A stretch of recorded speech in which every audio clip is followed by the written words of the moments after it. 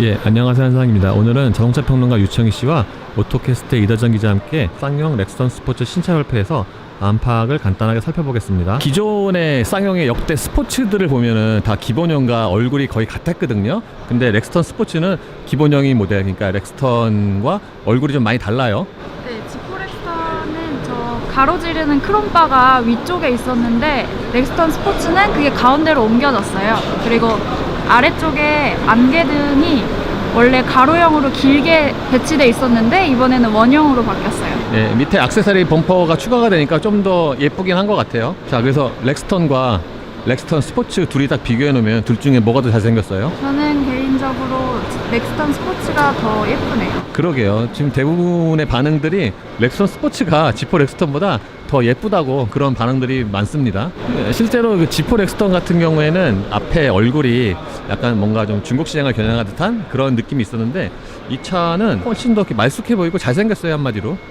계속해서 신형을 내놓고 있잖아요, 쌍용차가. 근데 이제 어느 모델을 보든 아 이거 쌍용차 모델이구나 라는 게 확연히 드러나는 것 같아요. 그릴 모양이나 이런 그 숄더 윙 그 라인을 되게 계속해서 강조하고 있는 것 같아요. 그래서 디자인 면에서 보면은 아이덴티티가 생겼다고 봐도 될까요? 네. 예, 앞모습은 예, 모터리한 김송은 기자는 앞모습 보면은 네. 어때요? 지포 렉스턴보다 예뻐요, 안 예뻐요? 지포 렉스턴이 더 예뻐요. 왜냐면 저 크롬 라인이 지포 렉스턴은 상단 부분 라인으로 이렇게 덮여 있었어서 저는 그게 좀 더 안정적이고 좀 더 우아해 보였는데 이 차는 사실 이 차의 성격에 맞게 크롬 라인을 중간으로 내린 거긴 하지만 좀 더 터프한 이미지가 강하기 때문에 저는 좀 더 그 우아한 그 지포 렉스턴의 앞모습이 더 예쁜 것 같아요. 약간 육각형이잖아요. 얇은 네. 그 라인이 더 잘 사는 것 같아요. 지포 렉스턴에서 리어 램프가 좀 아쉬웠었는데 저는 개인적으로 이 리어 램프가 좀 더 단정하고 좀 더 각지고 그래서 전체적으로 밸런스 잘 맞는 것 같아요. 디자인 리어 램프가 일단 전 이게 마음에 듭니다. 타이어는 넥센의 엠프리즈 RH7, 사이즈는 225에 50R 20입니다. 렉스턴 스포츠에서 가장 큰 휠이죠. 저희가 렉스턴 스포츠를 보기 전에 렉스턴과 실내의 차이가 얼마나 날까, 왜냐하면 가격 차이가 있잖아요. 그래서 좀 차이를 보이지 않을까, 소재 같은 게, 그렇게 예상을 했는데 어떠세요? 실내는 렉스턴과 비교했을 때?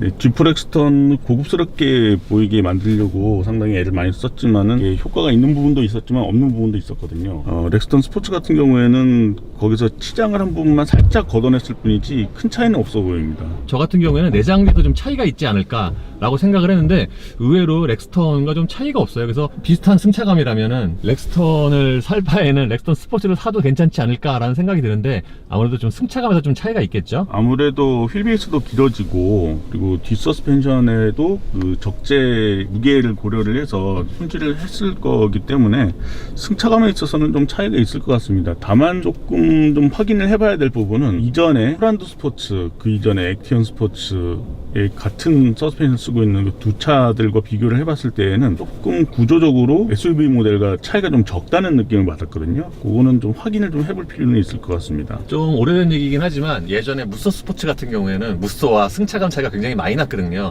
사실 지금의 코란도 스포츠도 좀 차이가 있고, 그러면서 보면은 이 차도 지포 렉스턴과 승차감의 차이가 어느 정도 좀 있지 않을까라고 생각이 됩니다. 이다정 기자는 이 차 실내 어때요? 저도 지포 렉스턴이랑 차이가 엄청 많이 날 줄 알았는데 뭐 구성이나 이런 게 똑같다 보니까 사실 크게 차이를 못 느끼겠어요. 쌍용 입장에서는 사실 코란도 스포츠가 팔려야지 더 좋기는 하겠죠. 왜냐하면 이미 처음 만든 지 오래된 모델이라서 개발비 다 했었죠. 예, 만들어서 파는 만큼 족족 이제 수입으로 잡히기 때문에 팔리는 게 좋겠지만은 소비자 입장에서는 아무래도 더 잘 꾸며져 있고 더 새로운 기술도 많이 들어가 있는 렉스턴 스포츠 쪽에 아무래도 관심도 많이 가겠고 일단 가격적인 메리트가 느껴지기 때문에 아무래도 소비자들이 더 선호를 하지 않을까 싶습니다. 이 차를 그래서 픽업 트럭으로 생각을 하면은 실내가 좀 과도하게 고급스럽지 않나 그런 생각도 들어요. 전체적으로 요즘은 그 픽업 트럭도 승용차 개념으로 쓰는 사람들이 좀 많기 때문에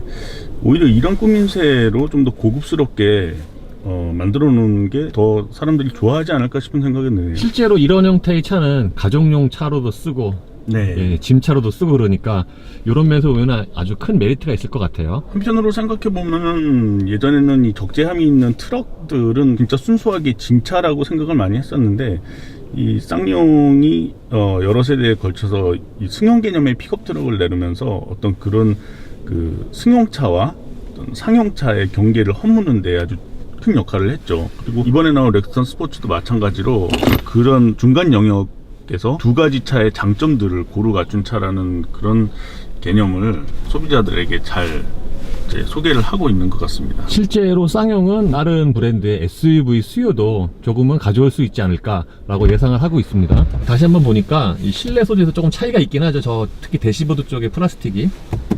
예, 이 가운데 윗부분은 그 큰 통으로는 하드 플라스틱이고 좌우에 이 계기판하고 그 대시보드 그 동반석 쪽 대시보드는 소프트 스킨인데 좀 단단한 소프트 스킨을 썼습니다.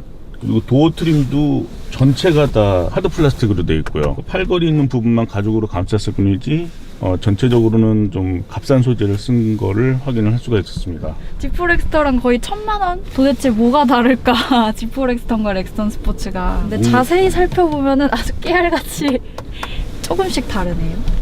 근데 이 차를 다시 한번 픽업으로 생각을 하면은 이런 시트에 적용된 가죽이 또 괜찮아요. 약간 좀 물렁물렁하고. 예, 나쁘지는 않죠. 특히 뒷좌석 앉았을 때 그 물렁물렁함이 잘 느껴지는 것 같아요. 아, 2열이 푹신했나요? 네. 저는 개인적으로 좀 놀랐던 게 이전에 호란도 스포츠, 액티언 스포츠 같은 경우에는 뒷좌석 공간 자체도 좀 작은 편이고 시트도 좀 불편한 편이었어요. 예. 특히 좀 등받이가 좀 서 있는 거는 좀 어쩔 수 없다고 하더라도 무릎 공간이 좁고 시트 쿠션이 좀 불편한 거는 상당히 좀 불편하게 느껴졌는데 렉스턴 스포츠 같은 경우에는 뒷좌석의 어떤 거주성이 이전보다 확실히 좋아진 걸 느낄 수가 있습니다. 예, 유청희 씨와 이다정 기자가 2열에 앉았는데요. 2열의 전체적인 승차감, 착자감, 공간은 어때요? 아까도 말씀드렸던 것처럼 무릎 공간이 상당히 여유가 있다라는 게 좀 매력적으로 느껴집니다. 그리고 아무래도 트럭이다 보니까 뒷좌석 쪽, 그 차체 뒤쪽에 승차감이 좀 불편하다라는 거를 좀 감안해서인지 시트 쿠션이 상당히 푹신푹신합니다. 이 진동이라든가 그런 거를 좀 상쇄할 수 있는 그런 고려가 아닌가 싶습니다. 이다정 기자는 2열 어때요? 저도 앉았을 때 폭신폭신? 아니, 폭신폭신은 아니고 푹신푹신 한 느낌이었고, 이게 겉에서 봤을 때 이미지를 떠올려서 그런지 되게 딱딱하고 불편할 줄 알았거든요. 근데 전혀 그렇지 않습니다. 딱 가족 레저용으로도 진짜 괜찮은 차인 것 같아요. 그러니까 이 정도의 거주 공간이나 편의성이면은 가정용 차로 쓰기에도 참 무리가 없을 것 같아요. 어린아이들 앉기에는 뭐 전혀 부족할 것도 없고요. 어른이 앉아도 여유가 있는 편입니다. 뭐 물론 시트가 앞뒤로 뭐 거리 조절이 되지 않고 이제 등받이만 넘길 수 있기 때문에 등을 기대서 오랫동안 타고 있기에는 좀 불편할 수도 있겠지만은 일단 공간 여유가 넉넉하고 머리 위 공간도 충분하고요. 그런 점들을 감안했을 때는 여러 사람을 태우더라도 그렇게 불편하게 느끼지는 않을 것 같습니다. 그리고 렉스턴과 비교를 해보면은 2열 공간은 조금 부족하죠. 아무래도 그렇죠. 예, 약간은. 예, 슬라이딩 기능이 없다는 점, 그리고 등받이가 뒤로 더 넘어가지 않는다는 점을 생각하면은 지포렉스턴보다는 조금 불편한 면은 있죠. 예, 지포렉스턴 같은 경우에는 2열 등받이 각도가 굉장히 뒤로 많이 넘어가서 그게 거주성에 많이 도움이 되는데, 그거와 비교를 해보면은 확실히 렉스턴 스포츠는 좀 불리하긴 하지만 딱 이 차만 단독으로 놓고 보면은 성인이 앉아도 충분한 거주 공간을 갖추고 있다고 말씀을 드릴 수 있을 것 같아요. 예, 나쁘지 않습니다. 한 가지 근데 조금 아쉬운 거는 앉는 부분의 길이가 조금 짧게 느껴집니다. 제가 앉았을 때도 좀 짧아요. 여기가 이 정도 좀 남네요. 일반적으로는 뒷좌석 거주성을 고려한 차들과 비교를 했을 때에는 확실히 앉는 부분의 길이가 조금 짧은 편입니다. 아마 이게 뭔가 무릎 공간을 넓어 보이게 하기 위해서 여기를 짧게 한 건 아닐까요? 그런 측면도 있죠. 많이들 써먹는 방법이기도 합니다. 그리고 암레스트는 꽤 탄탄한 편이네요. 두껍고. 그리고 컵홀더가 이렇게 두 개가 마련이 되어 있고요. 2열에는 사실 그렇게 편의 장비가 그렇게 많지는 않아요. 여기 통풍구가 있고 따로 뭐 USB라든가 그런 건 없습니다. 그런 부분이 조금 좀 아쉬운 면이긴 하네요. 아무래도 좀 레저용 차로서 활용도 아까 신차 발표회 때 마케팅 팀장도 말씀을 하셨던 것처럼 약간 키덜트 세대들 좋아할 수 있는 그런 차로 만들려고 했다라는 얘기가 있었는데, 그런 USB 포트라든가 최소한 12V 그 소켓 같은 것들은 좀 있었으면 좀 다용도로 활용하는 데도 도움이 되지 않았을까 하는 생각이 드네요. 예, 2열은 벤치 시트라서 한 번에 접히고요. 여기서 그 접을 수 있는 그 레버는 이쪽에만 마련이 돼 있죠. 우리나라 같은 우측 통행 도로가 있는 곳에서는 차도가 아닌 보도 쪽에서만 등받이를 덮고 펴는 작업을 할 수 있게 그렇게 해놨습니다. 예, 적재 용량은 VDA 기준으로 1011리터입니다. 뭐 소재는 이전하고 크게 달라진 건 없는 것 같은데요. 생각보다는 이 짐칸을 이루는 플라스틱이 생각보다는 괜찮아요. 약간 아주 딱딱한 건 아니고요.